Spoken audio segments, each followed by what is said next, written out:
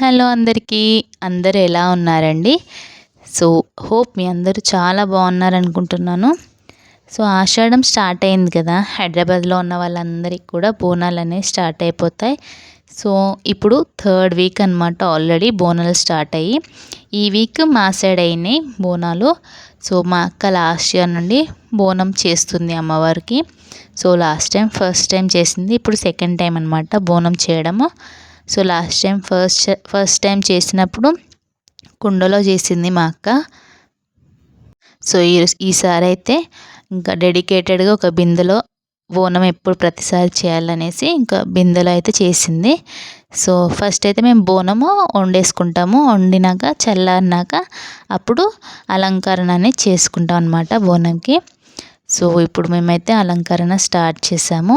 First పసుపు అంతా కూడా మనకి పసుపు ఇంకా ఆయిల్ కలిపి ఆ ఆయిల్ పసుపు కలిపిన మిశ్రమాన్ని మొత్తం బోనంకి పట్టించాలి.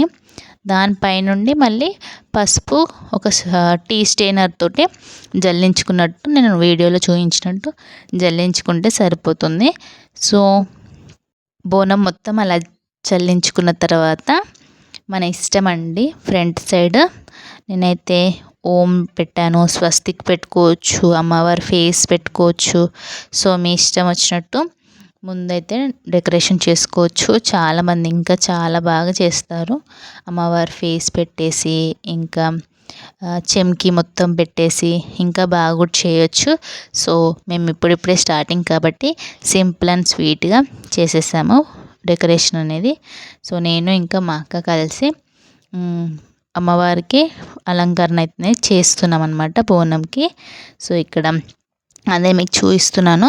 పైన పెట్టే కుండ ఒకటి మనము మట్టి కుండ తీసుకున్నారు. ఇంకా బోనం కుండ మాత్రము నార్మల్గా ఇత్తడి కుండ తీసుకున్నారనమాట. సో, అదే నేను ఇంకా డెకరేషన్ మొత్తం చేసేసాను.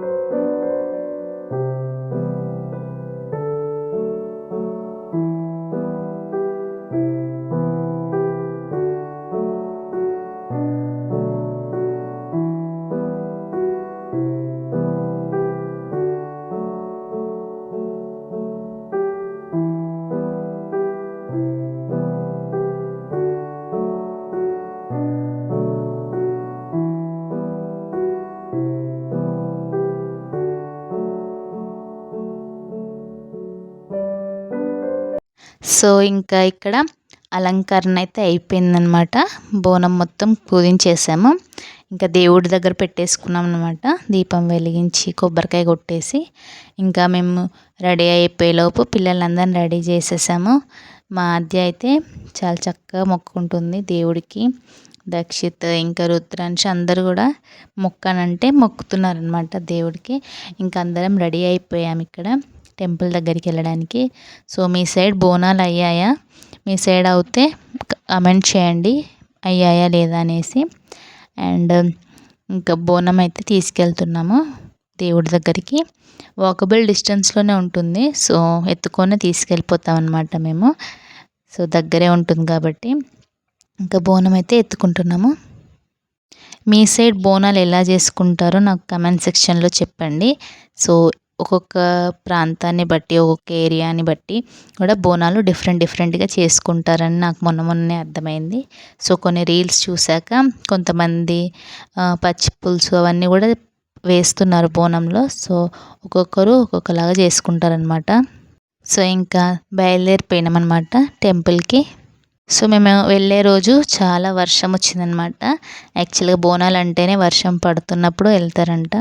సో, అదొక బ్లెస్సింగ్స్ లాగా, అమ్మవారి బ్లెస్సింగ్స్ లాగా. సో, మేము వెళ్ళేదానికి ముందే చాలా వర్షం వచ్చింది. అండ్ ఇంకా వర్షం కొంచెం తగ్గగానే వెళ్ళిపోయినాము. ఇంకా అమ్మవారి టెంపుల్కి అయితే వచ్చేసాము. ఇంకా అక్కడ బోనం పెట్టేసి ప్రదక్షిణాలు చేసేసి బోనం ఎత్తుకొని ప్రదక్షిణాలు చేసేసి దాని తర్వాత ఇక్కడ బోనం పెట్టేసి అమ్మవారి టెంపుల్ దగ్గరికి వెళ్ళి దర్శనం అయితే చేసేసుకున్నాం అనమాట. ఇలా మేము ప్రతి ఇయర్ ఇలానే చేసుకుంటున్నాము. చూసారా అమ్మవారిని ఎంత బాగా అలంకరించారో ఇక్కడ. సో మీ ఏరియాలో బోనాలు అయిపోయాయా, ఇంకా అవ్వలేదా చెప్పండి. వీడియో నచ్చితే లైక్ చేసి షేర్ చేసి కామెంట్ చేయండి. Thank you.